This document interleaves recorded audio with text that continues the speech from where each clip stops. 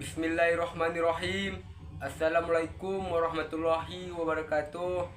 Perkenalkan, nama saya Reza Pahlepi, NIM 241468087. Prodi saya Sistem Informasi. Saya akan menceritakan kisah Abdullah bin Jahsy. Sebelum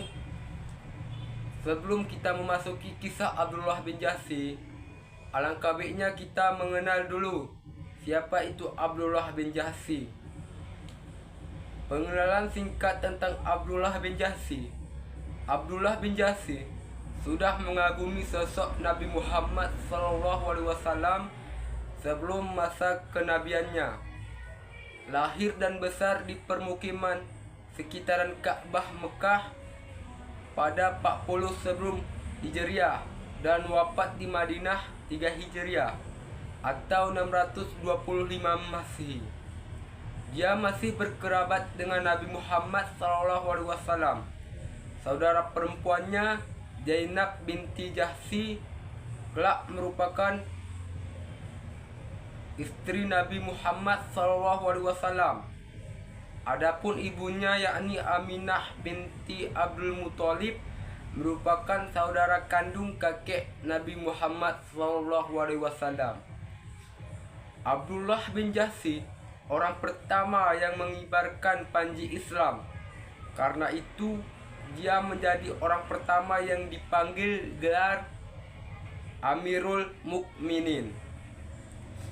Saat Nabi mengizinkan para sahabatnya hijrah ke Madinah untuk menyelamatkan agama dari gangguan orang-orang Quraisy, Abdullah bin Jahsy adalah orang yang kedua yang berangkat setelah Abu Salamah. Dia memboyong istri, kerabat hingga saudara-saudaranya. Kaum muslimin mulai mengembangkan kekuatan politik dan militer selama di Madinah. Dalam pada saat itu sekitar 17 bulan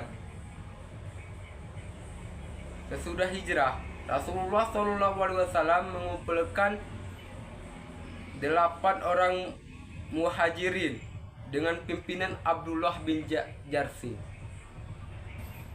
Adapun pencapaian yang dilakukan oleh Abdullah bin Jahsy: 1.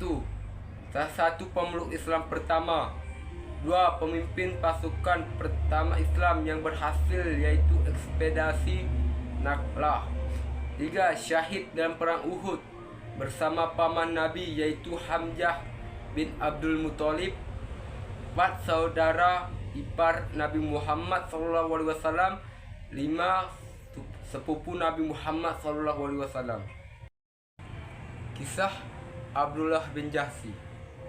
Abdullah bin Jahsy memeluk Islam sebelum Rasulullah menjadikan rumah Al-Arqam sebagai pusat dakwah.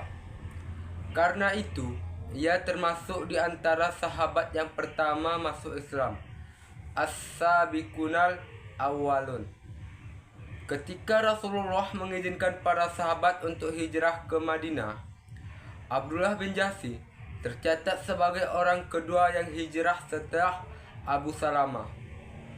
Bagi Abdullah bin Jahsy, hijrah ke Madinah bukanlah pengalaman baru.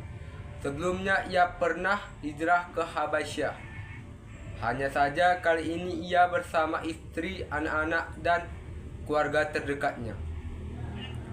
Ketika Rasulullah membentuk laskar Islam, beliau memilih 8 orang yang dipandang mampu dalam berperang. Di antara mereka adalah Abdullah bin Jahsy dan Sa'ad bin Abi Waqqas. Dalam kelompok tersebut, akhirnya terpilihlah Abdullah bin Jahsy sebagai pimpinan. Sebuah bendera diikat oleh Rasulullah di tongkatnya dan diserahkan kepada Abdullah bin Jahsy. Itulah bendera Islam pertama dan Abdullah bin Jahsy memegangnya. Karena itu, ia dikenal orang untuk pertama kali sebagai Amirul Mukminin. Setelah 2 hari perjalanan, Abdullah bin Jahsy membuka surat tersebut dan membacanya. Bila kamu membaca surat ini, teruskanlah perjalananmu ke arah Mekah. Berhatilah di antara Thaif dan Makkah. Amatilah gerak-gerak kaum Quraisy dan segera laporkan kepada kami. Sesuai perintah Rasulullah, Abdul bin Jahsy meneruskan perjalanan dan tiba di Nakah. Di tempat tersebut, mereka mempersiapkan pos pengintaian. Ketika mereka tengah bersiap-siap, tiba-tiba di kejauhan terlihat sekelompok kabilah Quraisy yang membawa barang-barang dagangan. Abdullah bermusyawarah dengan pasukannya, apakah kabilah itu akan diserang atau tidak. Saat itu hari terakhir bulan haram. Jika mereka melakukan penyerangan, berarti melanggar kehormatan bulan haram dan mengundang kemarahan seluruh bangsa Arab. Jika dibiarkan lewat, mereka masuk ke tanah haram atau Makkah, berarti membiarkan mereka masuk ke tempat aman karena di sana dilarang berperang. Akhirnya, mereka memutuskan untuk menyerang dan merampas harta kabilah itu. Mereka berhasil menewaskan seorang anggota rombongan Quraisy, 2 orang tertawan dan seorang lagi melarikan diri. Abdullah bin Jahsy dan pasukannya membawa harta rampasan dan 2 orang tawanan itu ke Madinah. Begitu tiba di hadapan Rasulullah, beliau langsung marah karena Abdullah bin Jahsy dan pasukannya bertindak di luar perintah. Rasulullah bersabda, "Demi Allah, aku tidak memerintahkan kalian menyerang, merampas, menawan, apalagi membunuh. Aku hanya memerintah kalian supaya mencari berita mengenai orang-orang Quraisy, mengamati gerak-gerik mereka, kemudian melaporkan kepadaku." Abdullah bin Jahsy menyadari kecerobohan itu telah memberi peluang ampuh bagi kaum Quraisy untuk merangkul kabilah-kabilah Arab guna memusuhi kaum muslimin. Bahkan tidak menutup kemungkinan akan mengandung agresi militer. Tak dapat dibayangkan bagaimana beratnya beban moral yang ia tanggung. Namun demikian, imannya tetap tegar. Dia selalu beristighfar dan memohon ampun kepada Allah. Akhirnya Allah Subhanahu wa taala memberikan kabar gembira kepada mereka dengan turunnya ayat Quran surat Al-Baqarah 217. Bismillahirrahmanirrahim. Yas'alunaka anis sahril harami qitalin fihi kul qitalun fihi akabir wa saddu an sabilillahi wa kufrun bihi wal masjidil haram wa ikhraju ahlihi minhu akbaru indallah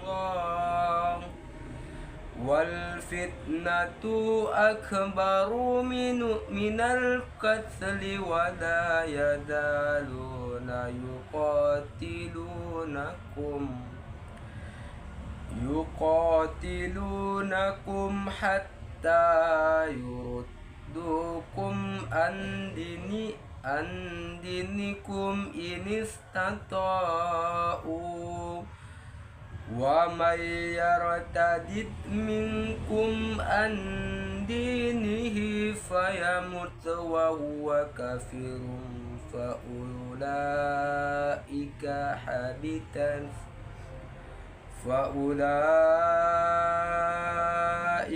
habitat a'maluhum fid dunya wal akhirah wa ulaika ashabun nari hum fiha khalidun. Artinya, mereka bertanya kepadamu Muhammad tentang berperang pada bulan haram. Katakanlah, berperang dalam bulan itu adalah dosa besar.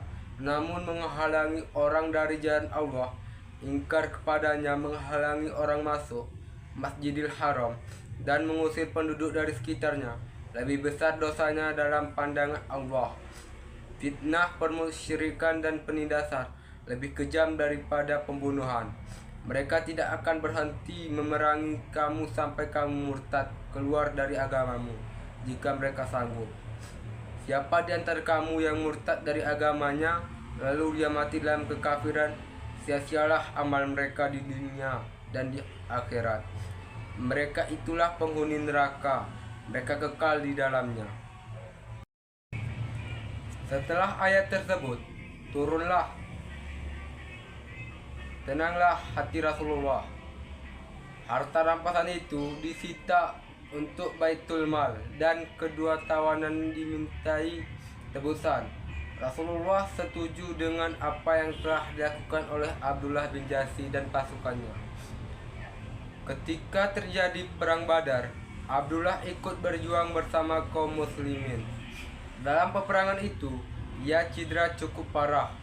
Pada saat perang Uhud, terjadi sebuah peristiwa yang dialami oleh Abdullah bin Jahsy dan Sa'ad bin Abi Waqqas. Saat itu keduanya berada di sebuah tempat yang agak terpencil. Sa'ad bin Abi Waqqas berdoa, "Ya Allah, pertemukan aku dengan musuh yang paling kejam dan jahat. Aku akan berkelahi dengannya, dan berilah aku kemenangan." Abdullah bin Jahsy mengamini doa tersebut, seraya menambahkan, "Ya Allah, pertemukan aku dengan musuh yang paling kejam dan jahat. Aku akan berkelahi dengannya dan aku tewas di tangannya." Ia kemudian memotong hidung dan telingaku. Ketika perang Uhud berakhir, ternyata Allah mengabulkan doanya. Para sahabat menemukan jasad Abdullah bin Jahsy gugur seperti doanya. Hidung dan tangannya buntung, dan tubuhnya tergantung pada seutus tali. Allah memuliakannya dengan pahala syahid bersama Hamzah bin Abdul Muthalib. Keduanya gugur dan dimakamkan dalam satu liang lahat. Air mata Rasulullah mengalir membasahi kuburan mereka, menambahkan harumnya darah syahid tertumpah melumuri jasad mereka. Mungkin itu saja kisah singkat Abdullah bin Jahsy. Mungkin ada kata-kata saya yang salah, mohon dimaafkan. Saya akhiri, wabillahi taufik wal hidayah. Assalamualaikum warahmatullahi wabarakatuh.